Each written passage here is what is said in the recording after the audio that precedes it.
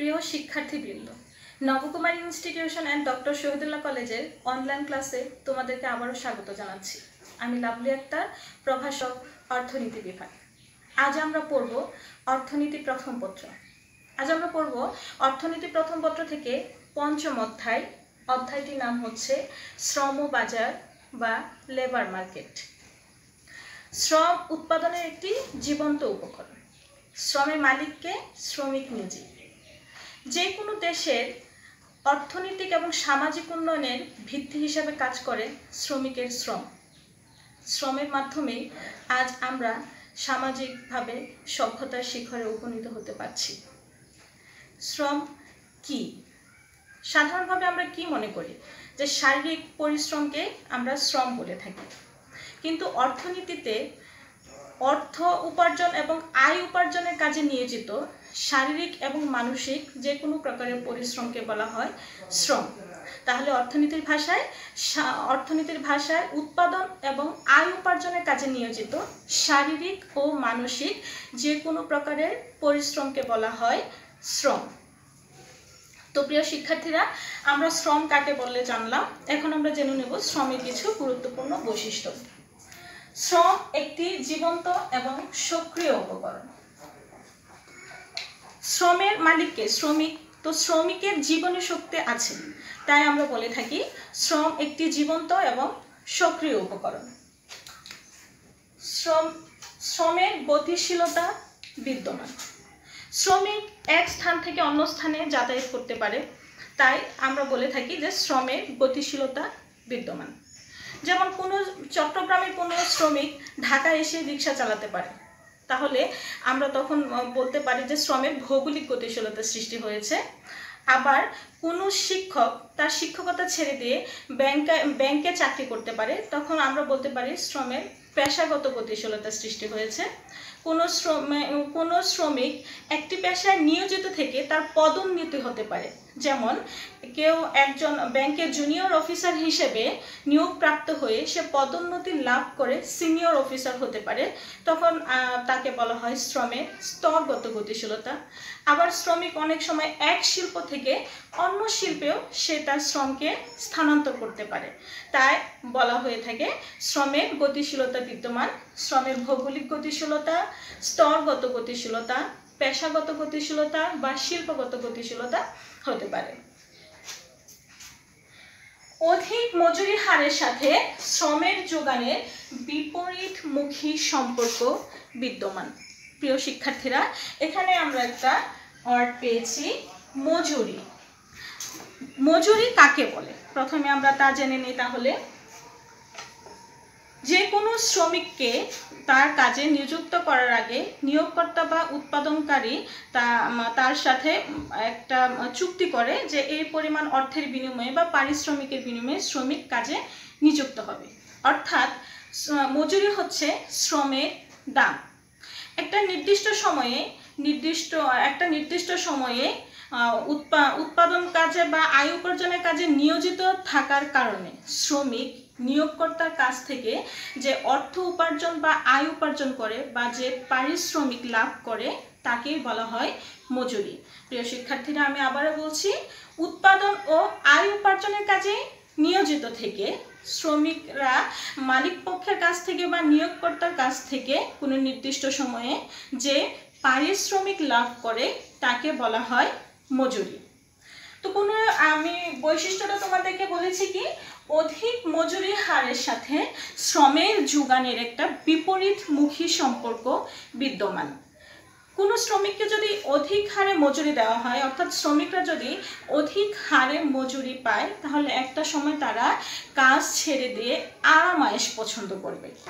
তারা তাদের ঘরে যদি তাদের জীবনযাপনের জন্য নির্দিষ্ট পরিমাণ অর্থ থাকে বা তাদের হাতে তারা পেয়ে যায়, তাহলে তারা কাজ অপেক্ষা আরাম-আয়েশ বেশি পছন্দ করবে। তখন বাজারে কাজ করতে ইচ্ছুক এরকম শ্রমিকের সংখ্যা কমে যাবে, ফলে বাজারে শ্রমের যোগানও কমে যাবে, যার ফলে বলা হয়ে থাকে অধিক মজুরি যদি শ্রমিকদেরকে দেওয়া হয় তাহলে বাজারে শ্রমের যোগান কমে যাবে। দেখো প্রিয় শিক্ষার্থীরা, পাশে আমরা একটি ছক দেখতে পাচ্ছি। ছকে প্রথম অংশে আমরা দিয়েছি শ্রমের মজুরি, 500 টাকা, 1000 টাকা, 1500 টাকা। অর্থাৎ মজুরি 500 টাকা থেকে পর্যায়ক্রমে বৃদ্ধি পেয়ে 1500 টাকা হলো। শ্রমের মজুরি যখন 500 টাকা থেকে বৃদ্ধি পেয়ে 1000 টাকা হলো, তখন 500 টাকা মজুরিতে 10 জন শ্রমিক কাজ করতে ইচ্ছুক ছিল। 1000 টাকা মজুরিতে 30 জন শ্রমিক কাজ করতে ইচ্ছুক ছিল।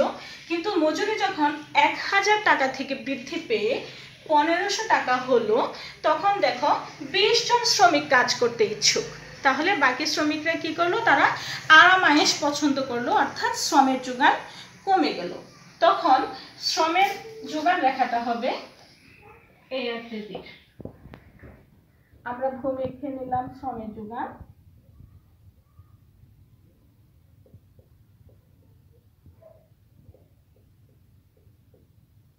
এসএল আর লম্ব অক্ষে নিলাম মজুরি।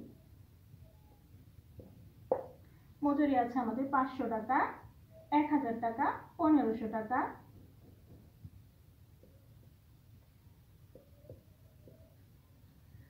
শ্রমের যোগান আছে আমাদের 10 একক, 20 একক এবং 30 একক সূচি অনুসারে। দেখো আমার প্রিয় শিক্ষার্থীরা, মজুরি যখন 500 টাকা, তখন শ্রমের যোগান ছিল 10 একক। তাহলে আমরা 500-এর সাথে 10 একক যোগ করে নিলাম, আমরা একটা সমন্বয় বিন্দু পেলাম, এ বিন্দু। মজুরি যখন 500 টাকা থেকে বৃদ্ধি পেয়ে 1000 টাকা হলো, তখন শ্রমের যোগান হলো 30 একক। অর্থাৎ 30 জন শ্রমিক 1000 টাকা মজুরিতে কাজ করতে ইচ্ছুক। তাহলে আমরা 1000 টাকা যখন মজুরি, শ্রমের যোগান 30 একক, আমরা সমন্বয় বিন্দু পেলাম, বি বিন্দু। মজুরি যখন 1000 টাকা থেকে বৃদ্ধি পেয়ে 1500 টাকা হলো, দেখো শ্রমের যোগান 30 একক থেকে হ্রাস পেয়ে 20 একক হয়ে গেল। তাহলে আমরা মজুরি যখন 1500 টাকা, তখন শ্রমের যোগান হলো 20 একক, আমরা একটি সমন্বয় বিন্দু পেলাম, সি বিন্দু। এখন আমরা যদি এ, বি এবং সি বিন্দু তিনটি যোগ করি, আমরা এসএল, এসএল প্রাইম শ্রমের যোগান রেখা পেলাম। দেখো শ্রমের যোগান রেখাটা পশ্চাৎমুখী। তাহলে শ্রমের যোগান রেখা কখন পশ্চাৎমুখী হয় প্রিয় বন্ধুরা, প্রিয় শিক্ষার্থীরা? যখন শ্রমিকদেরকে অধিক হারে মজুরি দেওয়া হয়, তখন শ্রমিকরা আরাম-আয়েশ পছন্দ করে, ফলে বাজারে শ্রমের যোগান, অধিক মজুরি বাড়ার ফলে শ্রমের যোগান কমতে থাকে, তখন শ্রমের যোগান রেখাটা পশ্চাৎমুখী হয়। তাহলে আমরা কি জানলাম? শ্রম কাকে বলে, মজুরি কাকে বলে, শ্রমের বৈশিষ্ট্য আমরা দেখলাম, এবং অধিক মজুরি হারের সাথে শ্রমের যোগানের সম্পর্ক বিপরীতমুখী থাকে আমরা তা জানলাম। এবং এই জন্য সূচি এবং তালিকার মাধ্যমে আমরা দেখতে পেলাম যে অধিক মজুরির সাথে শ্রমের যোগানের বিপরীতমুখী সম্পর্কের কারণে শ্রমের যোগান রেখাটি পশ্চাৎমুখী হয়। মজুরি আবার প্রধানত দুই প্রকার, আর্থিক মজুরি এবং প্রকৃত মজুরি। তাহলে মজুরিকে কয় ভাগে ভাগ করা হয়েছে? প্রধানত দুই ভাগে, আর্থিক মজুরি এবং প্রকৃত মজুরি। আর্থিক মজুরি কাকে বলে? কোনো শ্রমিক কোনো প্রতিষ্ঠানে কর্মরত থেকে সে মাস শেষে বা তার নির্দিষ্ট সময়ের পর সে অর্থের মাধ্যমে সর্বসাকল্যে যে মজুরিটা বা পারিশ্রমিকটা পায় তাকেই বলে আর্থিক মজুরি। তাহলে কোনো শ্রমিক অর্থের মাধ্যমে যে মজুরিটা পায় বা পারিশ্রমিকটা পায় তাকে বলে আর্থিক মজুরি। আর্থিক মজুরিকে ডাব্লিউ দ্বারা প্রকাশ করা হয়ে থাকে।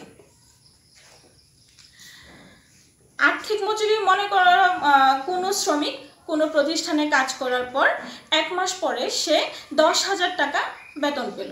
সে যে 1 মাস পরে 10,000 টাকা পারিশ্রমিক পেল, এই 10,000 টাকাই হলো শ্রমিকের আর্থিক মজুরি।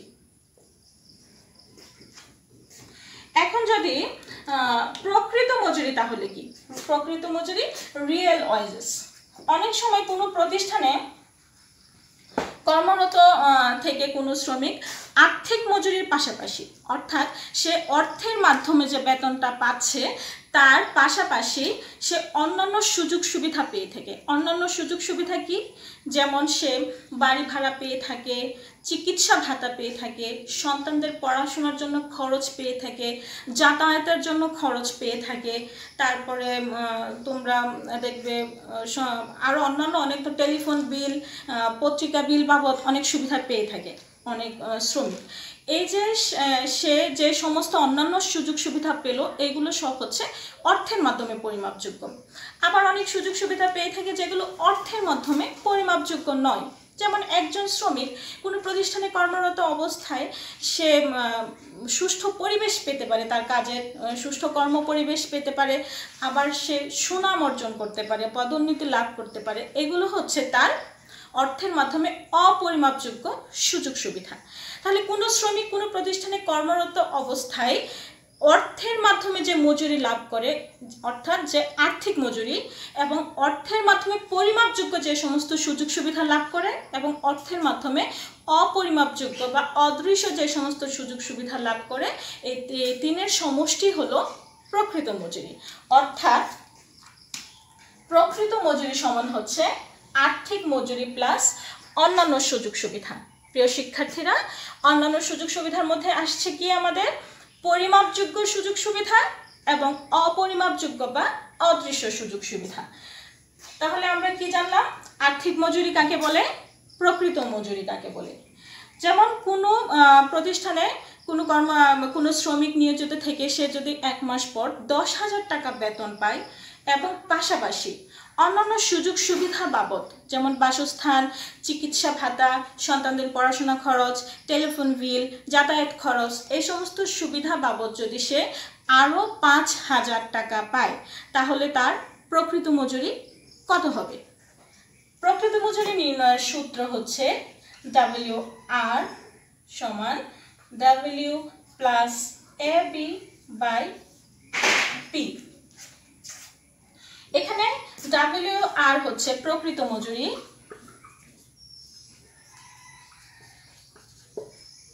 W হচ্ছে আর্থিক মজুরি,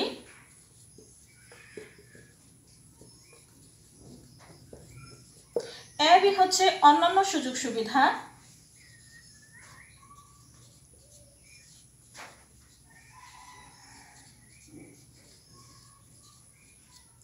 P মানে হচ্ছে দাম স্তর।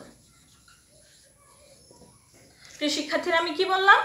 কোনো শ্রমিক কোনো প্রতিষ্ঠানে কর্মরত থেকে সে যদি মাসে 10,000 টাকা অর্থের মাধ্যমে মজুরি পায়, অর্থাৎ তার আর্থিক মজুরি যদি হয় 10,000 টাকা, অন্যান্য সুযোগ সুবিধা যেমন পরিমাপযোগ্য এবং অপরিমাপযোগ্য অন্যান্য সুযোগ সুবিধা বাবদ সে যদি পায় 5,000 টাকা এবং ওই সময়ে যদি দাম স্তর থাকে 100, তাহলে প্রকৃত মজুরি আমরা কিভাবে নির্ণয় করব? তাহলে আমরা দেখলাম WR সমান, এখানে আর্থিক মজুরি হচ্ছে আমি বললাম 10,000 টাকা, অন্যান্য সুযোগ সুবিধা বাবদ সে পেল 5,000 টাকা, আর তার দাম স্তর আমরা কত নিলাম? 100। শিক্ষার্থীরা তোমরা দেখো, তাহলে সে আর্থিক মজুরি পেল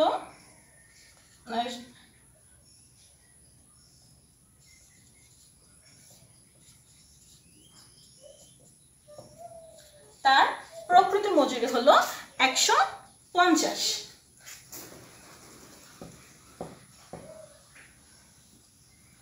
তাহলে প্রিয় শিক্ষার্থীরা, আমরা জানলাম আর্থিক মজুরি কাকে বলে, প্রকৃত মজুরি কাকে বলে, প্রকৃত মজুরির সূত্রটা আমরা শিখলাম এবং প্রকৃত মজুরি সূত্রের মাধ্যমে প্রকৃত মজুরি নির্ণয় শিখলাম। এখন আমরা পড়ব শ্রম বাজার কাকে বলে। শ্রম বাজার সাধারণত আমরা কি মনে করি, যে বাজারে শ্রমের ক্রয় বিক্রয় হয় সে বাজারকে শ্রম বাজার বলে। কিন্তু অর্থনীতিতে শ্রম বাজারের দুটো গুরুত্বপূর্ণ উপাদান হচ্ছে শ্রমের চাহিদা এবং শ্রমের যোগান। আমরা জানি কোনো প্রতিষ্ঠানের মালিক বা নিয়োগকর্তা তার প্রতিষ্ঠানে উৎপাদনের জন্য সে কি করবে? শ্রমিক নিয়োগ করবে। উৎপাদনের জন্য কি প্রয়োজন? শ্রমিক প্রয়োজন।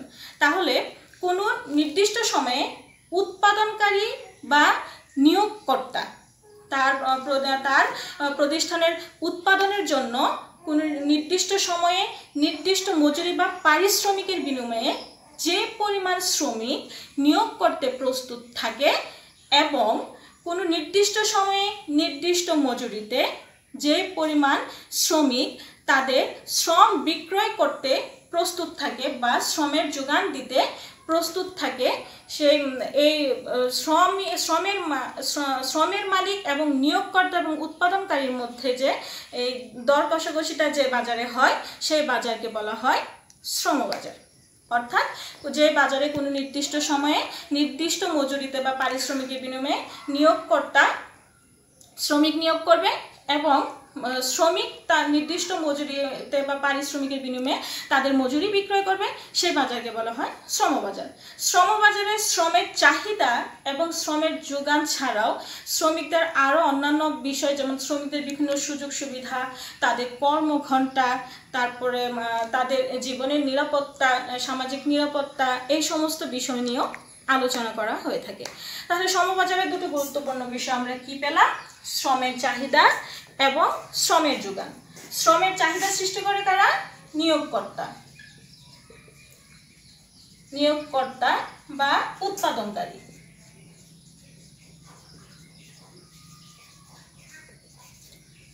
আর শ্রমের যোগান দেয় কারা? শ্রমিক। আমরা পূর্বে পড়েছি শ্রমের একমাত্র মালিককে শ্রমিক। শ্রমিক এবং শ্রম অবিচ্ছেদ্যভাবে সম্পর্কিত। তাহলে কোন শ্রমের চাহিদা কাকে বলে? কোনো নির্দিষ্ট সময়ে নির্দিষ্ট মজুরিতে বা পারিশ্রমিকের বিনিময়ে নিয়োগকর্তা বা উৎপাদনকারী যে পরিমাণ শ্রমিক নিয়োগ করতে প্রস্তুত থাকে তাকে বলে শ্রমের চাহিদা। শ্রমের চাহিদার সাথে শ্রমের মজুরির সম্পর্কটা বিপরীতমুখী। কিরূপ? শ্রমিকরা যদি অধিক মজুরি দাবি করে, তাহলে অধিক মজুরি দাবি করলে নিয়োগকর্তারা যদি অধিক হারে শ্রমিক নিয়োগ করে, তাহলে কি হবে? নিয়োগকর্তাদের উৎপাদন ব্যয় বেড়ে যাবে। তাহলে নিয়োগকর্তারা কি করবে? শ্রমের প্রতি তাদের চাহিদা কমিয়ে দিবে।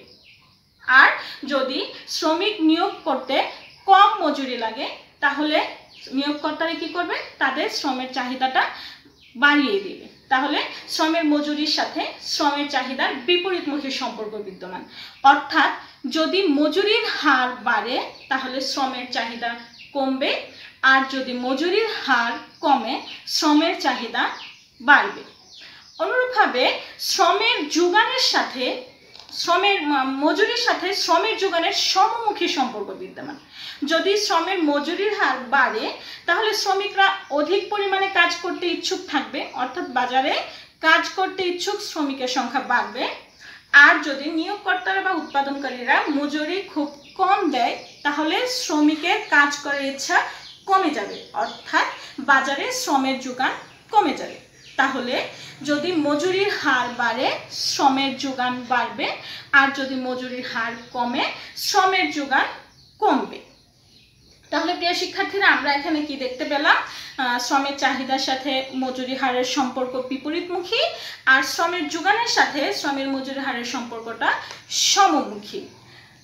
আর শ্রম বাজারে মজুরি কিভাবে নির্ধারিত হয়?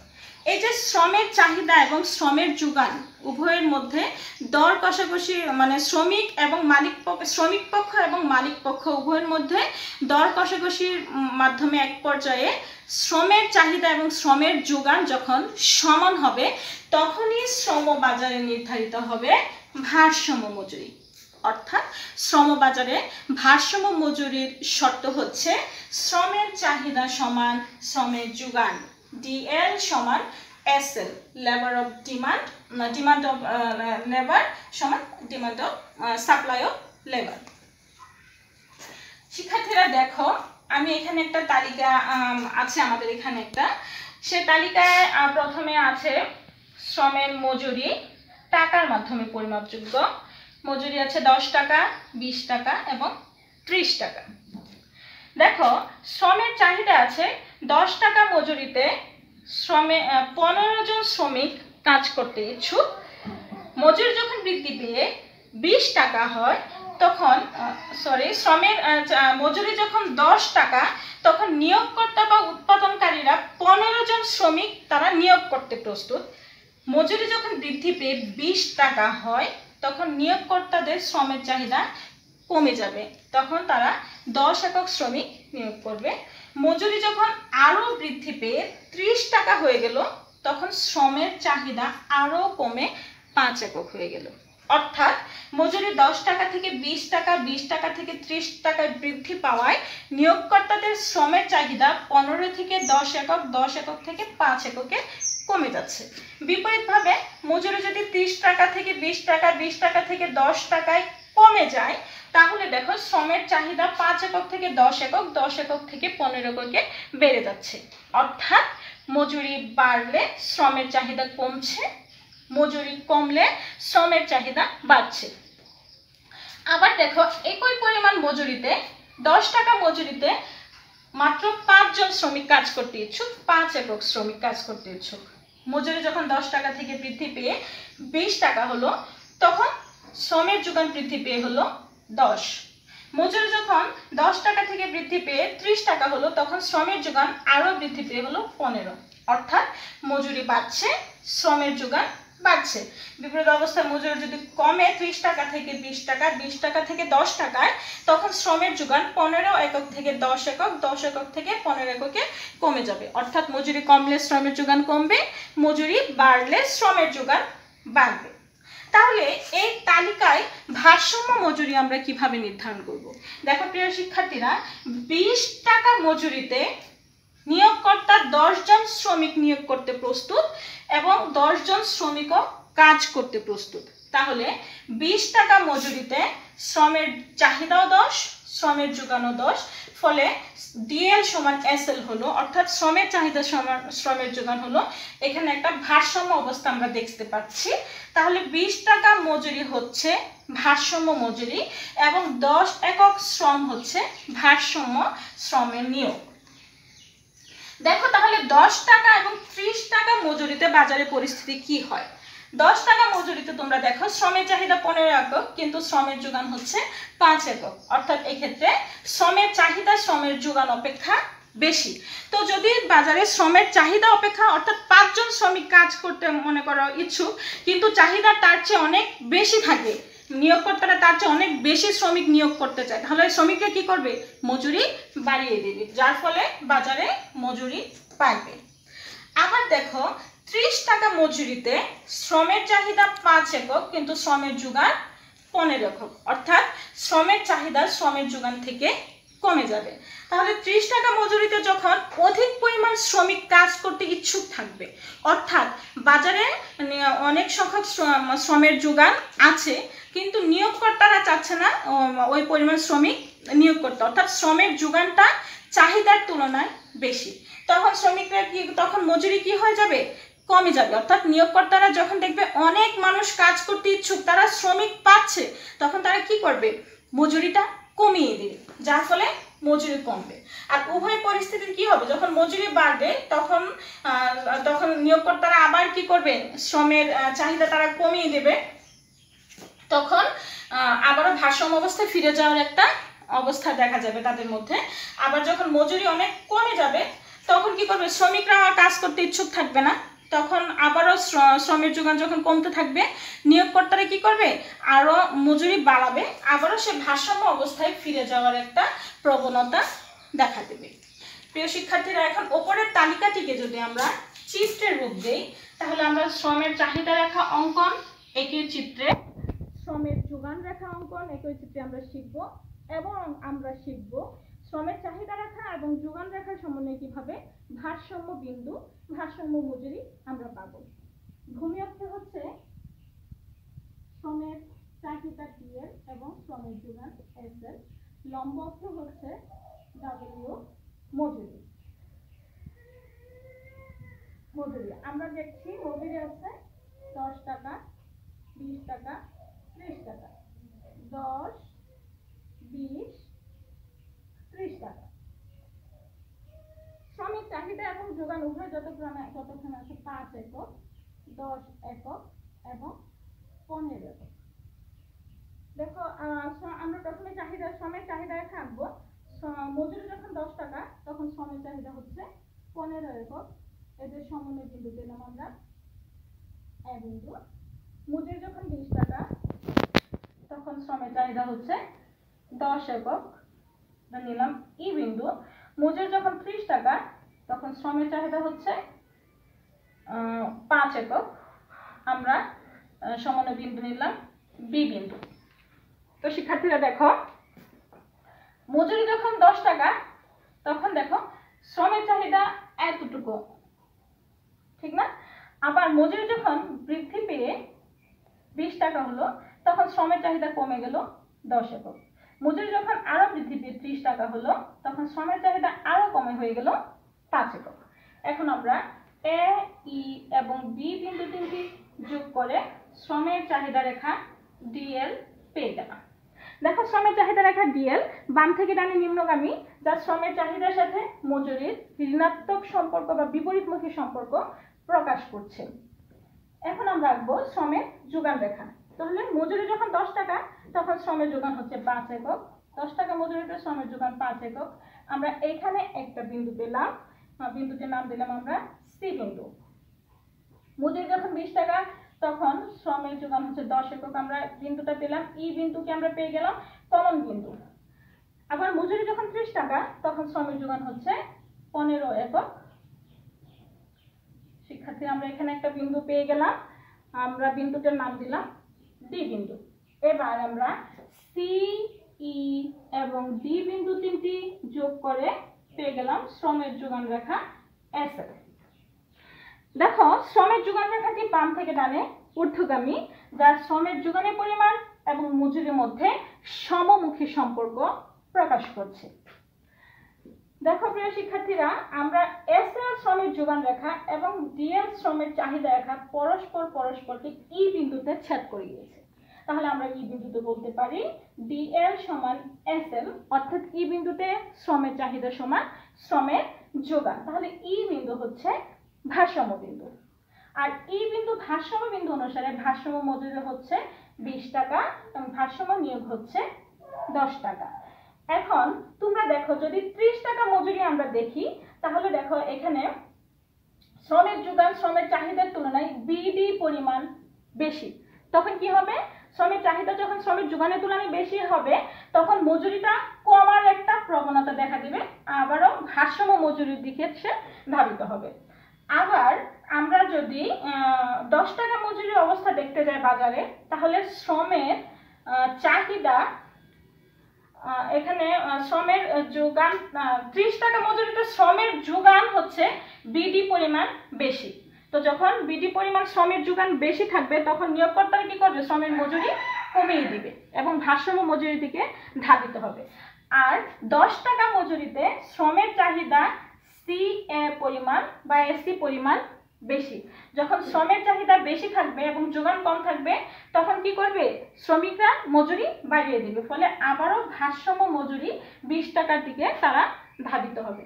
এভাবে বাজারে যদি শ্রমের চাহিদা এবং শ্রমের যোগান বেশিও থাকে তখন মজুরি, শ্রমের চাহিদা বেশি থাকলে মজুরি কমতে থাকবে এবং শ্রমের চাহিদা বেশি থাকলে মজুরি বাড়তে থাকবে এবং শ্রমের যোগান বেশি থাকলে মজুরি কমতে থাকবে এবং ভারসাম্য মজুরির দিকে ধাবিত হবে। এভাবে আমরা পেয়ে যাব ভারসাম্য মজুরি 20 টাকা এবং ভারসাম্য নিয়োগ পরিমাণ 10 একক। ভারসাম্য বিন্দু আমরা পেয়ে গেলাম ই বিন্দু। তো প্রিয় শিক্ষার্থীরা, আমরা এখানে কি পেলাম? ছকে আমরা ভারসাম্য মজুরি ভারসাম্য নিয়োগ দেখলাম এবং সেই ছক থেকে আমরা চিত্রের মাধ্যমে শ্রমের চাহিদা রেখা আঁকলাম, শ্রমের যোগান রেখা আঁকলাম এবং শ্রমের চাহিদা এবং যোগানের ছেদবিন্দুতে আমরা ভারসাম্য বিন্দু পেলাম ই বিন্দু এবং ভারসাম্য মজুরি পেলাম 20 টাকা। ভারসাম্য শ্রম নিয়োগ পেলাম আমরা 10 একক। প্রিয় শিক্ষার্থীরা, একাদশ এবং দ্বাদশ উভয় শ্রেণীর জন্য আজকে আমি যা পড়ালাম, আর্থিক মজুরি, প্রকৃত মজুরি এবং সূত্রের মাধ্যমে প্রকৃত মজুরি নির্ণয়, আর শ্রমের যোগান রেখাটা কেন পশ্চাৎমুখী হয় বা পশ্চাৎমুখী যোগান রেখা অঙ্কন এবং শ্রম বাজারের ভারসাম্য মজুরি নির্ণয় এবং ভারসাম্য বিন্দু নির্ণয়, এই তিনটি বিষয় আমাদের জন্য খুবই গুরুত্বপূর্ণ। তো আজকে আমরা বাসায় বই খুলব, বই খুলে শ্রমবাজার অধ্যায় বের করে আমরা শ্রম কাকে বলে, শ্রমের বৈশিষ্ট্য, আর্থিক মজুরি, প্রকৃত মজুরি, মজুরি কাকে বলে, আর্থিক মজুরি, প্রকৃত মজুরি কাকে বলে, প্রকৃত মজুরি নির্ণয়, শ্রমের পশ্চাৎমুখী যোগান রেখা এবং যোগান রেখা অঙ্কন এবং শ্রমবাজারের ভারসাম্য মজুরি নির্ধারণের বিষয়টি দেখে নেব। তাহলে এতক্ষণ আমরা যা পড়লাম তার উপরে ভিত্তি করে আমি তোমাদেরকে একটি প্রশ্ন দিচ্ছি, তোমরা বাসায় আজকে এই প্রশ্নটা প্র্যাকটিস করবে।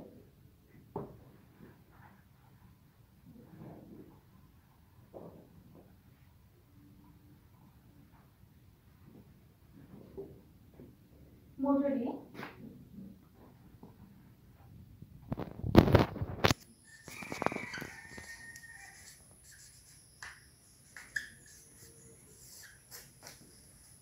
$40 টাকা, 60 টাকা, 80 টাকা,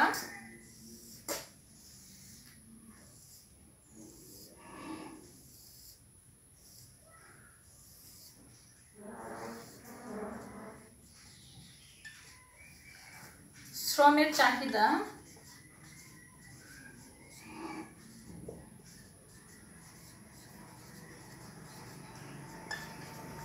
DL 20, 15, 10 একক, শ্রমের যোগান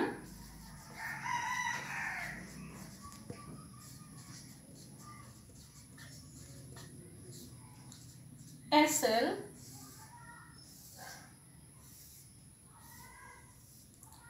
10, 15, 20 একক।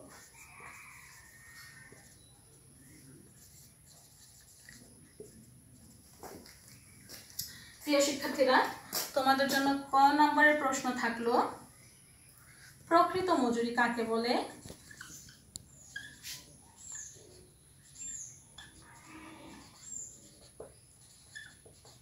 কি? খ নম্বরে থাকলো আর্থিক মজুরি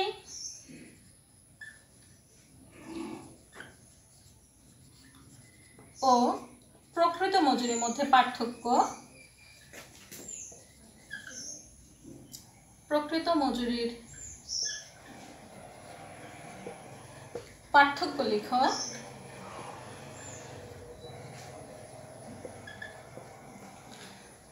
গ নম্বরে থাকলো উদ্দীপকের সারণী থেকে শ্রম বাজারে ভারসাম্য মজুরি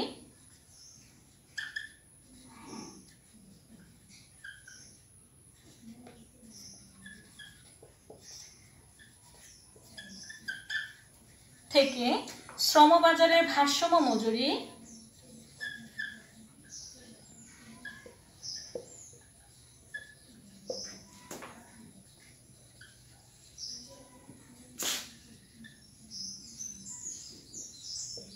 রেখাচিত্রের মাধ্যমে দেখাও।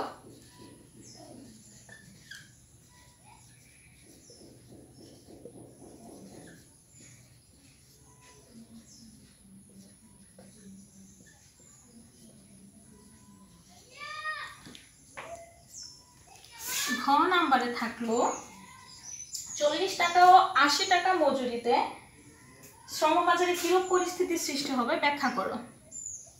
40 টাকা ও 80 টাকা মজুরিতে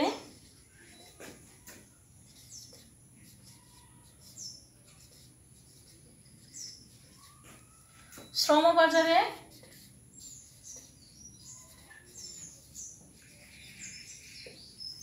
কিরূপ পরিস্থিতি সৃষ্টি হবে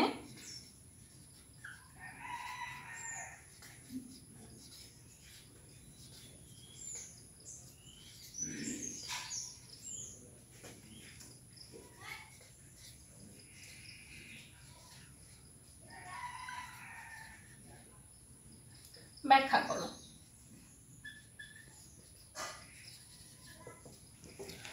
প্রিয় শিক্ষার্থীরা, আজ আমরা অর্থনীতি প্রথম পত্র পঞ্চম অধ্যায় শ্রমবাজার থেকে পড়লাম শ্রম কাকে বলে, শ্রমের বৈশিষ্ট্য, মজুরি কাকে বলে, আর্থিক মজুরি, প্রকৃত মজুরি কাকে বলে, প্রকৃত মজুরি নির্ণয়, আর আমরা শিখলাম শ্রমের যোগান রেখা কেন পশ্চাৎমুখী হয় এবং পশ্চাৎমুখী শ্রমের যোগান রেখা অঙ্কন। আরও আমরা শিখলাম শ্রমবাজারে শ্রমের চাহিদা, শ্রমের যোগান কাকে বলে, শ্রমের চাহিদা এবং শ্রমের যোগানের সমন্বয়ে কিভাবে ভারসাম্য মজুরি নির্ধারিত হয়, তা আমরা শিখলাম। ভারসাম্য বিন্দু নির্ণয় শিখলাম, শ্রমের চাহিদা রেখা, শ্রমের যোগান রেখা, অঙ্কন প্রণালী শিখলাম। তো সার্বিক ক্লাসের উপরে ভিত্তি করে আমি তোমাদেরকে একটা উদ্দীপক দিয়েছি। আজই তোমরা বাসায় এই উদ্দীপকটা কমপ্লিট করবে। আগামী ক্লাসে নতুন কোনো অধ্যায় নিয়ে আমরা আবার হাজির হব। তোমরা ভালো থেকো, সুস্থ থেকো, সাবধানে থেকো। তোমাদেরকে ধন্যবাদ।